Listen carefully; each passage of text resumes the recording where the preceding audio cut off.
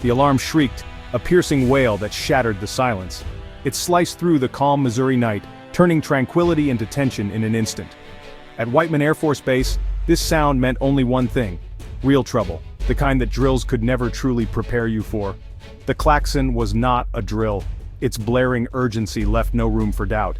Its urgent cry echoed across the flight line, bouncing off hangars that hid the nation's most secret aircraft, the pride of American air power. Every light snapped on, the base roared to life, engines rumbling, radios crackling, orders shouted into the night. Men and women ran, boots pounding pavement, a single organism woken by threat, each person knowing their role in the unfolding crisis. In the alert facility, pilots and crew dropped everything. Cards scattered, coffee abandoned, conversations cut short mid-sentence. The call had come from the highest command, a voice that brooked no hesitation. A situation was unfolding halfway across the world, a flashpoint demanding immediate action. The United States needed to respond, swiftly, silently, overwhelmingly. There was no time for second guessing. The base commander's voice crackled over the intercom. "This is not a drill. All Spirit flight crews to stations. Mission briefing in 5. The words hung heavy in the air. The message was short, efficient, and final. There was no room for questions. The giant, bat-winged B-2 Spirits would soon take to the sky, their engines ready, their crews focused.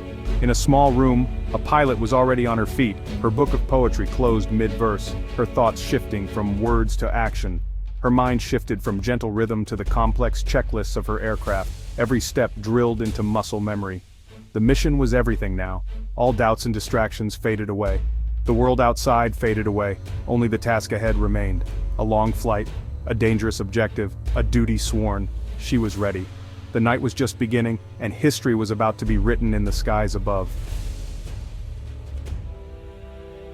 Major Catherine O'Malley, Cat, stood tall, pulling on her flight suit, her eyes sharp with focus and anticipation. Every movement was practiced, a ritual honed by years of discipline and dedication. She was one of the few women in the world qualified to fly the B-2 Spirit, the Air Force's most advanced and secretive bomber. Flying was in her blood. Her grandfather flew bombers in Whiteman, her father helicopters in Vietnam. Their stories shaped her childhood, filling her with a sense of duty and adventure.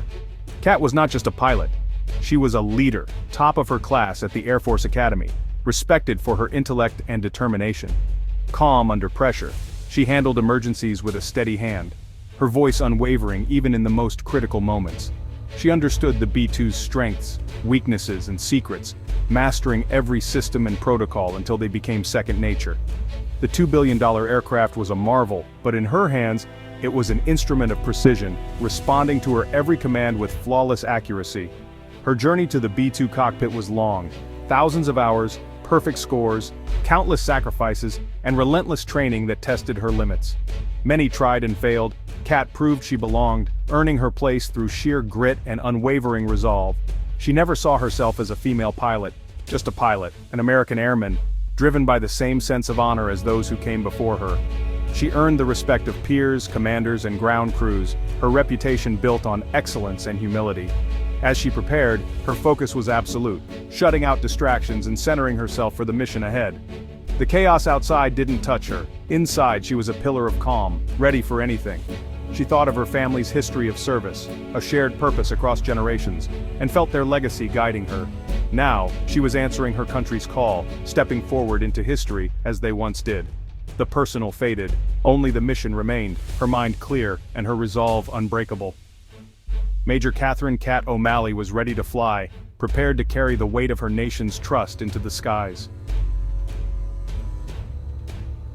Cat strode into the briefing room, tension thick in the air. A satellite map of the Middle East glowed on the screen, a region circled in red.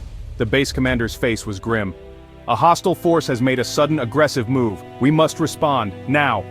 The mission: fly a single B-2 Spirit across the Atlantic, over Europe, into hostile airspace, deliver a payload, and return. Over 30 hours in the air, a test of endurance, skill, and stealth. The B-2's invisibility was essential. Arrive undetected, strike without warning, vanish. Cat absorbed every detail: maps, targets, weather, refueling points. Her co-pilot, Major David "Bull" Rivas, exchanged a knowing glance with her. They'd trained for this moment hundreds of times. The commander's final words: "The world is watching even if they don't know it. Make us proud, Godspeed." The weight of the mission settled on Kat's shoulders. It was time to go. The walk to the flight line was a blur of organized chaos. Ground crews swarmed the B-2 Spirit, each with a precise job. Fuel trucks pumped thousands of gallons. Weapons specialists loaded the payload. Technicians ran final checks. Kat and Bull approached their aircraft, Spirit 01, waiting in its hangar, dark and menacing. Kat placed a hand on its cool surface, a silent greeting. The ground crew chief met them at the ladder. "She's ready, Major. All systems green." Kat nodded. "Thank you, Chief. We'll take good care of her." The ritual exchange was a transfer of responsibility. Kat and Bull climbed into the cockpit, a world of screens and switches, their office for the next day and a half. They began pre-flight checks, voices calm and steady. Flight controls, check. Navigation, check. Oxygen, check. Every item verified, no room for error. They worked seamlessly, becoming one with the machine. The hangar doors parted, revealing the dark Missouri runway. Spirit 01 rolled out, silent and graceful. The ground crew gave a final salute. Kat returned it. The cockpit glowed green from the instrument panels. Kat's hands moved over the controls, connected to every system. "Spirit 01 cleared for takeoff," came the call. Kat pushed the throttles forward. The engines roared. The B-2 trembled, eager to fly. Brakes released. The bomber surged forward, acceleration immense. The runway lights blurred. The aircraft felt alive. 80 knots, 120, V1, rotate. Kat pulled back. The nose lifted. Then the entire 170-ton bomber was airborne.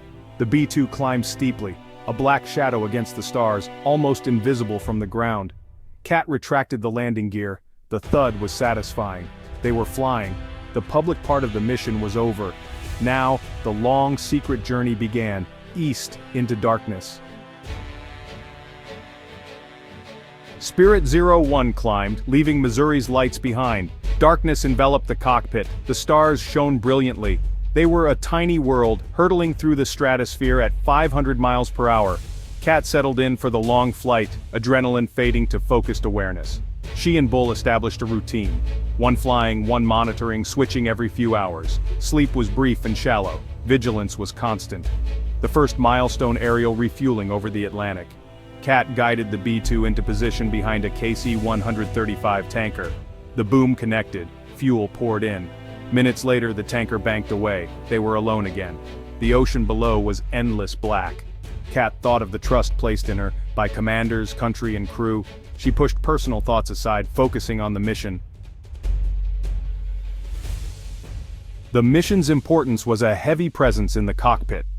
Kat and Bull didn't know every political detail, but they knew their actions would ripple across the globe. They were the tip of the spear, targeting a center of gravity for a hostile regime. By striking, they could prevent a larger conflict, save lives by showing aggression wouldn't be tolerated. The B-2 was the perfect messenger, undetectable, unstoppable. The message was for enemies and allies alike. America stands by its commitments. Kat managed the pressure by breaking the mission into steps: takeoff, climb, refueling, transit, target. Each step was a victory. As they flew over Europe, invisible and alone, Kat felt the gravity of it all, but she did not waver. Hours blurred into a day, fatigue a constant enemy. Kat and Bull fought it with caffeine, conversation, and willpower. They talked about simple things: sports, family, food, anchoring themselves in humanity.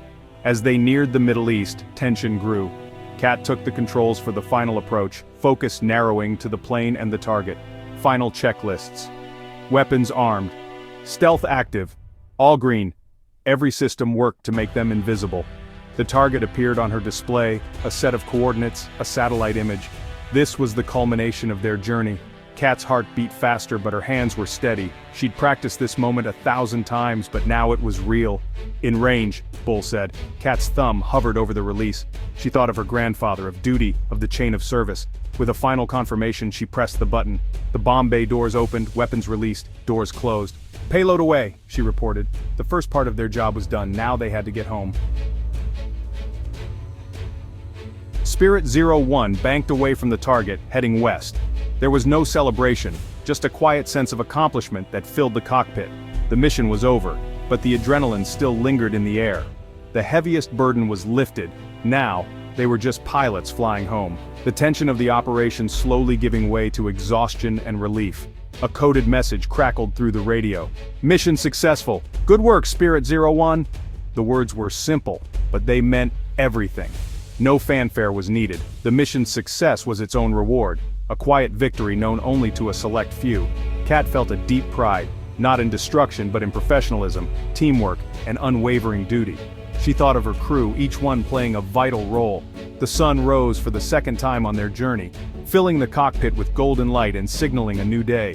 Kat looked out at the curve of the earth, feeling a profound sense of purpose and connection to something greater than herself.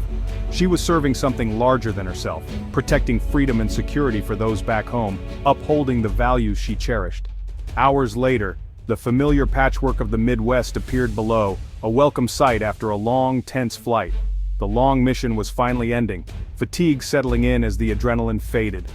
Kat guided the B-2 onto the runway at Whiteman Air Force Base, her hands steady on the controls, heart pounding with relief. Relief washed over her. They were home, safe, and together. The weight of the mission finally lifted. The mission would remain a secret, known only to a few, but that didn't matter to Kat or her crew. She knew what she had done, flown to the edge of the world and back, carrying out her duty with honor. She had represented her country with courage, skill, and unwavering resolve, standing tall among her peers. And she was ready to do it all again, whenever the klaxon cried, knowing that service and sacrifice were part of the calling she had chosen.